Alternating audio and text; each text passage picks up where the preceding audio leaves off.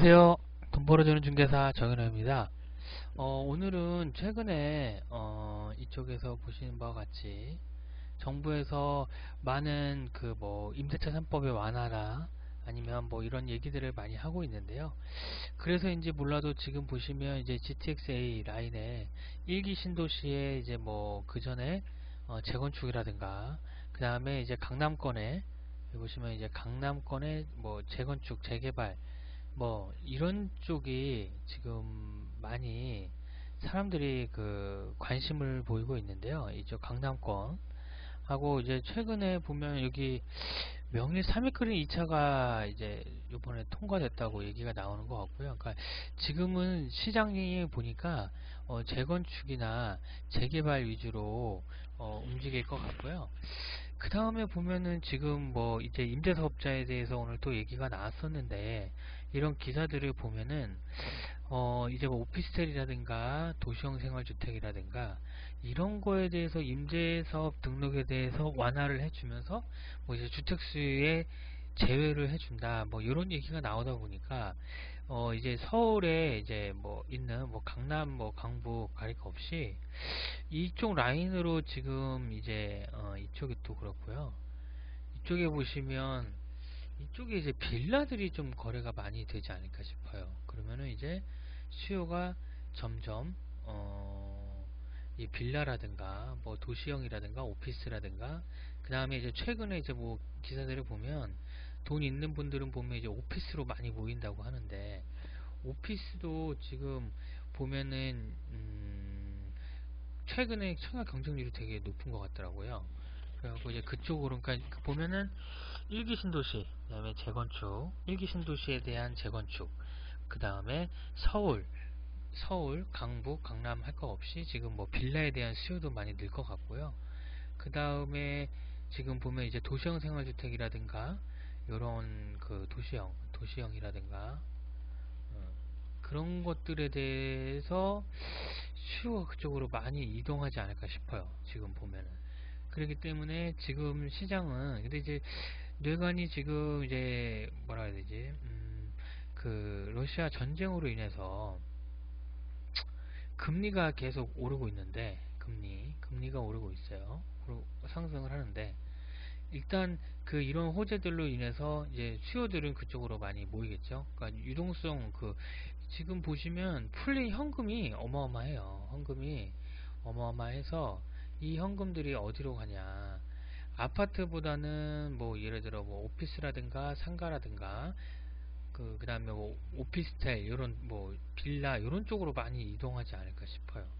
근데 이제 하나는 이제 금리 문제인데 이 금리 문제는 뭐 우리나라만 갖고 얘기할 수는 없고 뭐 세계적으로 이제 위기가 경제 충격이 오면 우리나라도 같이 이제 충격을 받는다고 봐야 되는데 근데 이제 전세 가격의 상승이라든가 이런 내용들이 이 금리에서 얼마나 영향을 줄까 하는 생각은 들어요. 왜냐면 지금 서울에 보시면 웬만한 이런 지역들 다 보시잖아요. 그러면 개발할 땅이 없어요. 중요한 건. 그렇기 때문에 토지 가격이 상승을 많이 할 것 같아요. 토지 가격이 상승을 할 것 같다. 그 다음에 엄청난 현금이 있다. 토지가 가격이 오른다. 왜? 부족하니까. 절대적으로 뭐 인위적으로 토지는 제가 그 전에도 말씀을 드렸지만 인위적으로 늘릴 수가 없어요. 그렇기 때문에 그러니까 토지의 고유의 유한성이 때문에 뭐 인위적으로 늘릴 수가 없다. 그 다음에 이제 올해 한 단기적으로 봐서 23년도 뭐 24년도까지 보면 지금 보면은 뭐 이제 새로운 정부가 이제 출범을 하는데 이쪽에서도 지금 가장 먼저 얘기하는 게 임대차 3법 그 다음에 뭐 오피스텔이나 그 임대사업 등록에 대한 주택에 대한 완화 그 다음에 또 하나는 보면은 이제 민간 임대주택이라고 그러죠. 그러니까 요거 같은 경우는 이제 뭐 지역마다 좀씩 다른데요. 어디는 8년, 10년 뭐 그때 이후에 이제 뭐 분양 전환을 하는 건데 요거의 핵심이 뭐냐 하면 예를 들어 일단은 가지고 있는 동안 뭐 종부세 대상도 아니고 가지고 있는데 부담이 없어요. 이제 그게 가장 큰 장점이라고 보시면 되고요. 그 다음에 뭐 나중에 뭐 10년 후에 분양 전환을 할 때 가격이 얼마냐가 가장 중요한데요. 처음에 민간임대가 처음에 나왔을 때는 확정 분양가를 했었어요. 확정 분양가. 확정. 그럼 이게 뭐냐면 그 분양 당시에 내가 8년이나 뭐 10년 후에 이 금액으로 팔겠다, 매도를 하겠다 라는 게 지금 시점에 가격이 정해지는 거니까 아무래도 뭐 10년 후에는 이거보다는 좀 더 올라갈 거라고 많은 분들이 예상을 하는 것 같고요. 그러니까 이게 한편의 예로 최근에 보면 이제 저기 인덕원의 힐스테이트인가 이쪽에 보시면 이쪽도 경쟁률이 어마어마했어요. 뭐 330만 대 1이었나. 그러니까 이런 것들이 이런 수요들. 그러니까 주택이 안 잡히면서 뭔가 차익을 실행할 수 있는 물건들로 많이 이동을 하는 추세라고 보면 될 것 같아요. 그러니까 뭐 민간 임대 같은 경우는 뭐 일단 그냥 보이는 쪽으로만 얘기를 하면 뭐 이게 뭐 주택이 아니기 때문에 뭐 양도세가 없다. 그렇기 때문에 뭐 좀 장점이다. 이렇게 많이 생각들 하시는 것 같아요. 그러니까 이러다 보니까 주택에 대해서 인위적으로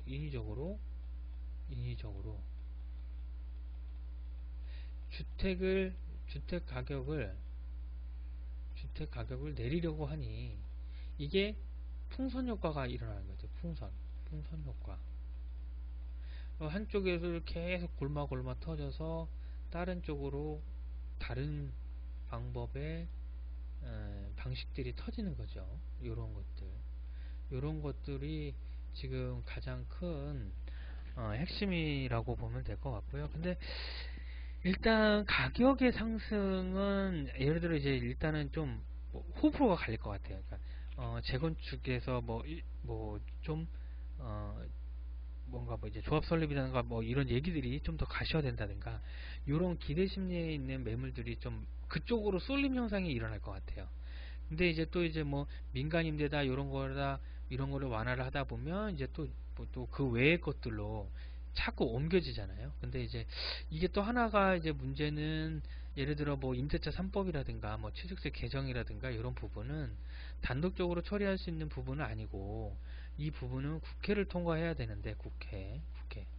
근데 지금 뭐 한나라당 국민의힘에서 단독으로 이렇게 처리할 수가 없어요. 의석수가 많이 부족하기 때문에 그거를 뭐 단편적으로 막 이렇게 뭐 일방적으로 하진 못할 것 같고요.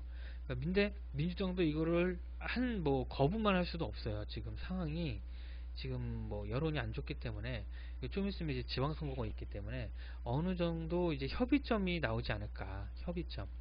협의점이 나오지 않을까 생각을 해요. 뭐 임대차 3법에 보면은 뭐 30일 이내 신고, 그 다음에 5% 이내 상한 제한, 그 다음에 2 플러스 2 요거 부분인데 지금 얘기 나오는 부분은 뭐 이거를 뭐 3년으로 하자. 그 다음에 뭐 이거를 제한에 대해서 좀 완화를 하자. 요런 얘기들이 많이 나오고 있는데요. 이런 거는 이제 좀 더 상을 지켜봐야 될 것 같아요. 이거는 뭐 단독으로 처리할 수는 없을 것 같고.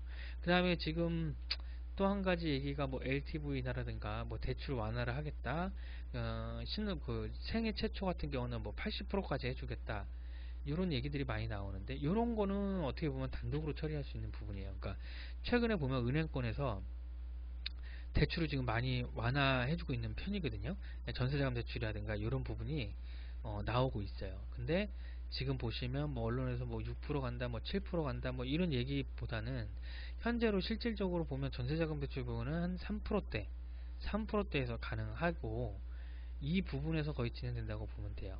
근데 이제 또 하나가 DSR인데 이거는 결론적으로 이제 소득이 많고 고소득자한테만 혜택이 있다라는 이런 얘기가 있어서 이런 부분에서도 좀 완화가 나와야 되지 않을까.